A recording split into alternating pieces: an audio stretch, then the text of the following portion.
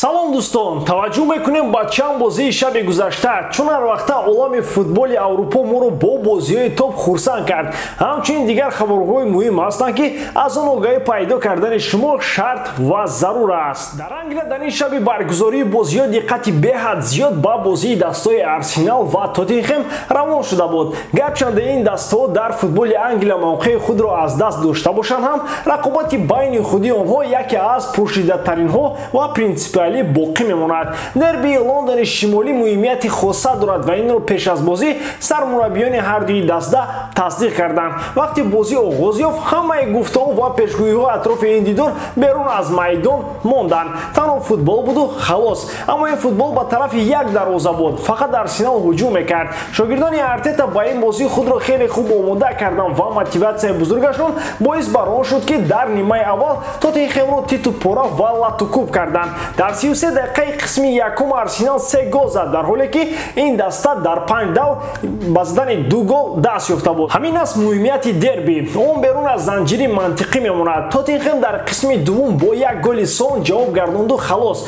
Арсенал дар шоҳидии 60 000 мухлис душмани асосиашро шикаст дод. Артета баркамолшавии худро бекор кард, шояд то охири мавсим. Дар Италия бошад Ювентус ғалабаи дуввуми худро дар ин мавсим соҳиб шуд. Оҳиста-оҳиста даста ба муҳри худ бармегардад. Рақиби туриниҳо дастаи Самдория буд. Бианконерҳо бо ҳисоби 3-2 дастболо шуданд. Дар 20 бозӣ пайопай туриниҳо ба дарвозаашон гол сар мегиҳанд. Бори охир чунин ҳолат соли 1985 рух дода буд. Алегри бояд ба дифогарони даста ҳушёр карда фаҳмонад, ки агар дар ҳар бозӣ ба дарвозаи Ювентус гол зада шавад, ин нишонаи заифии онҳост. Ҳамчунин бозии дастаҳои Рома ва Латсио. Дербии шаҳри абадӣ дар ин шаби бозиҳо доир шуд. Барои тахти шоҳии шаҳри Рим ин ду даста кайҳост, ки мубориза мебаранд. Барои Маурисио сари бозии мазкур хеле муҳим буд. Ба ҳар ҳол кори Маурино дар Рома беҳтар аст. Латсио тавонист Ромаро шикаст бидиҳад. Педро шояд хурсандтарин шахси олам бошад. ӯ дар ҳайати Рома ба дарвозаи Латсио гол зада буд. Акнун бошад баръакс, дар ҳайати Латсио ба дарвозаи Рома гол зад. ҳисоби бозӣ 3-2 шуд. баъди дидор Маурино ҳамагонро гунаҳгор кард, албатта ғайр аз худ. Чун ҳар вақта як бозии дигар дар Италия, ки таъсири бевосита ба мавқеъгирии дастаҳо дар ҷадвал дошт, дидори тимҳои Наполи ва Кальяри мебошад. Шогирдони Лучано Спалетти бо ғалабаашон бар дастаи Кальяри ба зинаи якум баргаштанд. Наполи сарнишини ҷадвал дар Италия аст. Дар Испания Барселона ҷашн дорад. Дастаи каталонӣ билохир ғалабаеро соҳиб шуд, ки бо боварии том ба даст омад. бозии яктарафа Леванте дар ин бозӣ мурдагӣ буд. аз рӯи лаҳзаҳои голзанӣ ҳисоби рақобат бояд 6-1 мешуд. Депай хетрик мекард ва Каталония хурсандид. барои Барса дар чунин ҳолат бозӣ ба ҳамин монанд лозим буд, то аз ҷиҳати психологӣ ба дардои худ каме марҳам диҳанд.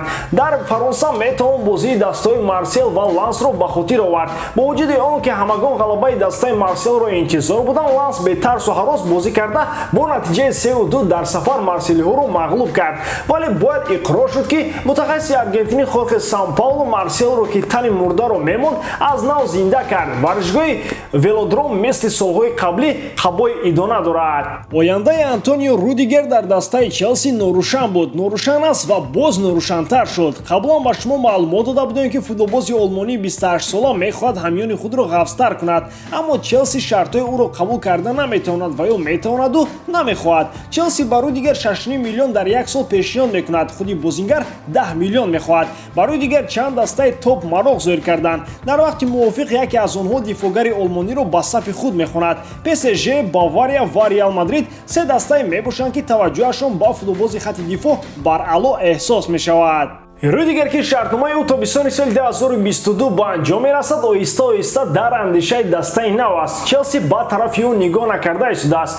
тибқи хабарҳо ба Рудигер варианти бозӣ дар Реал Мадрид писанд аст. баъд аз рафтани Варан ва Рамос дар хатти дифои мадридиё холигиҳо монданд, ки то ҳол пур нашуданд. барои ҳамин Реал қариб дар ҳамаи бозиҳо ба дарвозааш гол сар медиҳад. агар Рудигер ба Мадрид равад, метавонад лидери хатти дифоъ шавад, чунки айни ҳол дар Реал чунин нафар нест. хабарҳои нозу оғоз кардани футболбозон аз Париж расиданд. онҷо кӯдакони бой ҷамъ шуданд ва бояд ҳар як нафари сайёра нозашонро бардорад. ин навбат ба Мбаппе диққати Неймар камӣ кард. дар бозӣ бар зидди Монпелье дар дақиқаи 88 Килиан Мбаппе аз майдон гирифта шуд. ӯ дар павлӯи Идриса Гие нишаста ба шикояту гиламандӣ оғоз кард. сабаби арзу шикояти ӯ пасҳои Неймар буданд. вақте ки бозингари бразилӣ ба Юлиан Дракслер партофти головар анҷом дод, Килиан Мбаппе ҳасад бурда ба Гие гуфт ки ба ман ӯ чунин пасҳо намедиҳад. ба хотиратон ягон чӣ омад? сериалҳои арзони ҳиндӣ. медонед вақте мард ба зани бегона нигоҳ мекунаду занаш мегӯяд ба ман ӯ бо чунин ҳавас нигоҳ намекунад, тамом мо ҷудо мешавем. айнан ҳамин ҳолат дар ПСЖ аст. Почетиноро лозим аст ки қутии арзу шикоятҳо тарошад ва ҳаҷман онро калонтар кунад.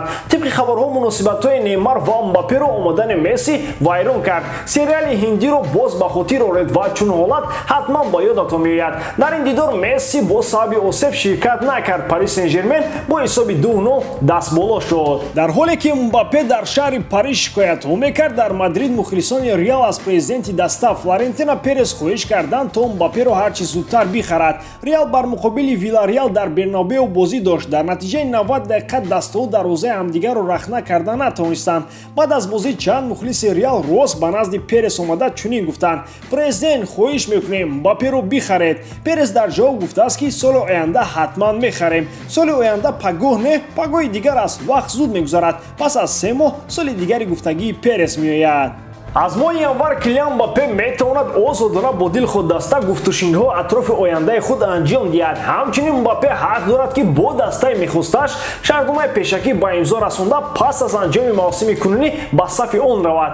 бо эҳтимоли зиёд Перес ҳам дар назди худ чунин вазифа гузоштааст. ӯ интизори гармиҳои тобистон нашуда моҳи январ бо Килиан Мбаппе шартнома ба имзо хоҳад расонд. тобистони соли 2022 бошад, Мбаппе боро чомаданҳояшро ҷамъ карда бепул ва озодона бе дахолати шайхони араб ба Мадрид меравад. дар назария осон аст, аммо то он вақт ПСЖ ҳамаи кӯшишҳоро барои он ба харҷ хоҳад дод ки бо Мбаппе шартномаи нав имзо кунад. ҳамаи чиз аз худи Мбаппе ва хоҳишу мақсаду нақшаҳояш барои оянда вобаста хоҳад буд. ба ҳамин тамом дӯстон, боварӣ дорам ки эҷодкории ман ба шумо писанд меояд. лайк, комментария ва дар канал обунажданро аз ёд набароред. бо шумо буд Муҳаммад Гаиров. хай дар паноҳи Аллоҳ.